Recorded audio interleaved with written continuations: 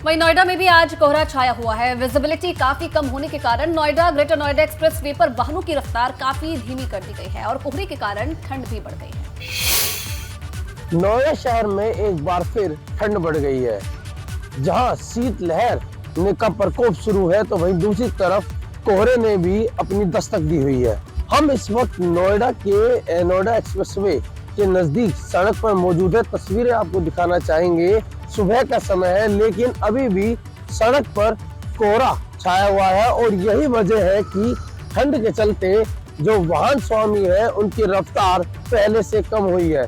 दूसरी तरफ बात की जाए तो लगातार बढ़ रहे कोहरे ठंड के चलते एक्सीडेंट के भी मामले सामने आते आए हैं। तो कहीं ना कहीं जो ठंड में आम जनमानस को काफी परेशानी का सामना करना पड़ रहा है। वही बात की जाए लगातार हो रहे हादसों को देखते हुए जिला प्रशासन व ट्रैफिक विभाग द्वारा ये सिर्फ 1 एकड़ जमीन पर कृषि करके हर महीने 1 लाख तक कमाते हैं। इनसे सीखना है तो फ्रीडम ऐप को अभी डाउनलोड कीजिए। सख्त रुख अपनाते हुए नोएडा ग्रेटर नोएडा एक्सप्रेस पर जहां अब से पहले वाहनों की रफ्तार 100 हुआ करती थी उसको घटाकर 75 कर दिया है। बिजनौर में भी आज भी सुबह से ही घना कोहरा छाया हुआ है। कोहरे के कारण ठंड भी बढ़ गई है जिससे लोगों की परेशानी भी बढ़ गई है। इस वक्त मैं मौजूद हूँ बिजनौर के चांदपुर की चुंगी पर, जहाँ पर पिछले 3-4 दिनों से शीतलहर की वजह से ठिठुरन बढ़ी है। लोग घरों से निकल जरूर रहे हैं लेकिन आप देख सकते हैं कि किस तरह से गर्म कपड़े पहनकर कुछ चादर ओढ़ करके जो है निकल रहे हैं। और यहाँ पर जो चांदपुर की चुंगी है आप देख सकते हैं तस्वीरों में कुछ अलाव जलाकर जो है गर्म कपड़े पहनकर जो है अपने हाथ सेक रहे हैं। इनसे जानेंगे क्या नगर पालिका की तरफ से यहाँ पर कुछ इंतजाम किए गए हैं अलाव जलाने के या नहीं। और मैं देख रहा हूँ कि कुछ पुराने कपड़े रुई वगैरह ये है और इसके ज़रिए जो है ये लोग जो है अपनी गर्मी ले रहे हैं, ठंड से बचने की कोशिश कर रहे हैं। इनसे जानेंगे क्या आखिर चांदपुर की चुंगी है यहाँ पर क्या अभी तक नगर पालिका की तरफ से लकड़ी का इंतज़ाम हुआ है नहीं हुआ। जी क्या नाम आपका?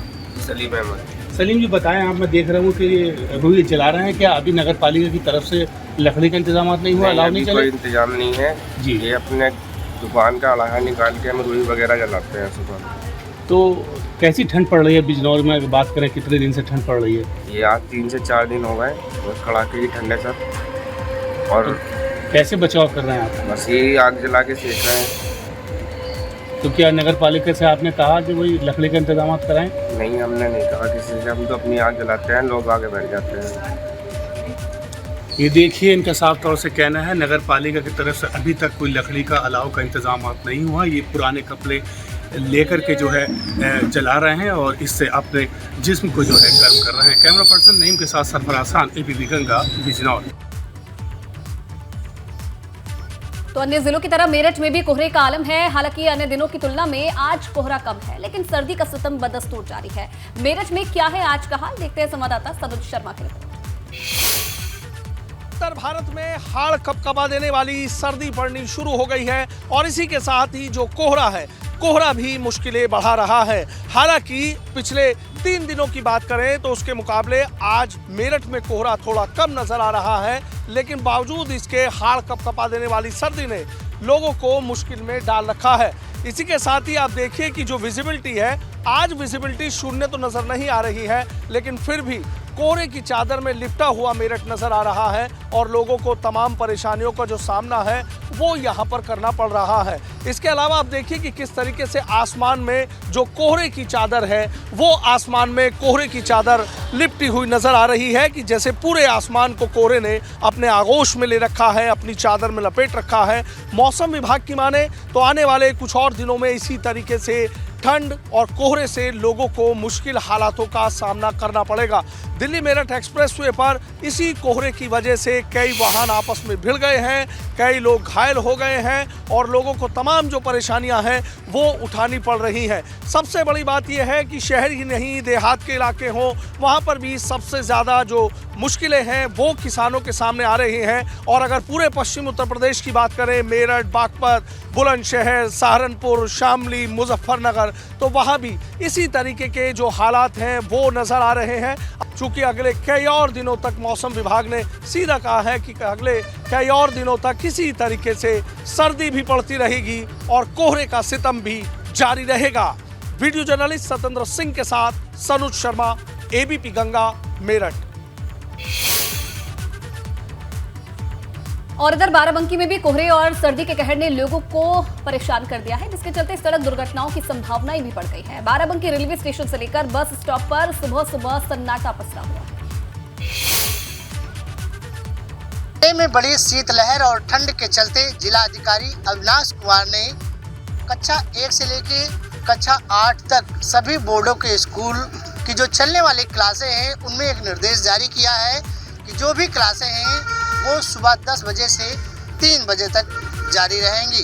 साथ ही साथ आप यहाँ का नज़ारा देखिए। मैं इस वक्त बाराबंकी के पटेल तिराहे पर हैं और यहाँ का नज़ारा आप साफ देख सकते हैं कि किस तरह से जो कोहरे का जो कहर है वो चारों तरफ दिख रहा है। जो गाड़ियों की रफ्तार है वो रफ्तार कहीं ना कहीं धीमी हो गई है और जो ये दिन का नज़ारा है, दिन के नज़ारे में आप देखिए गाड़ियाँ जो है वो जो है लाइट लगा के जो है चल रही हैं। साथ ही साथ जो सवारियां हैं, जो यात्री हैं, आने जाने में इस वक्त लोगों को काफ़ी दिक्कत हो रही है। साथ ही साथ जो वाहन हैं, रोडवेज बसें हैं, उनकी रफ्तार भी कहीं ना कहीं कम हो गई है और यहाँ बाराबंकी के पटेल तिराहे पर हैं। तो आइए कुछ लोगों से जान लेते हैं कि आज जो कोहरा पड़ रहा है उसकी वजह से लोगों को कितनी दिक्कत हो रही है। कहाँ जा रहे हैं आप? अरे सर, मेरा पेपर था लखनऊ में, लखनऊ मेडिकल कॉलेज, वहाँ पर जुबली इंटर कॉलेज में पेपर था। इतनी ठंड की वजह से वहाँ पहुँचना 9-10 बजे से पेपर है वहाँ पर, 10 बजे से वहीं पर पेपर है मेरा। वही BSc उसका DLED गिरा, 4th सेमेस्टर का पेपर चल रहा है, वहीं जा रहे हैं। जी बहुत कोहरा है ठंड से। मैं सफदरगंज से यहाँ तक आया हूँ, यहाँ से बस से जाएंगे अभी।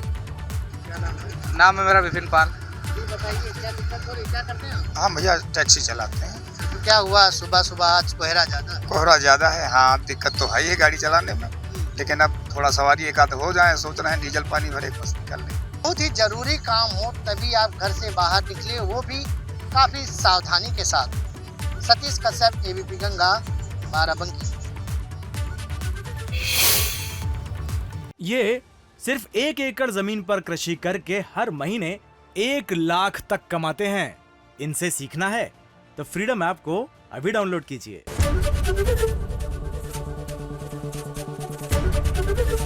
एबीपी गंगा, खबर आपकी, जुबान आपकी।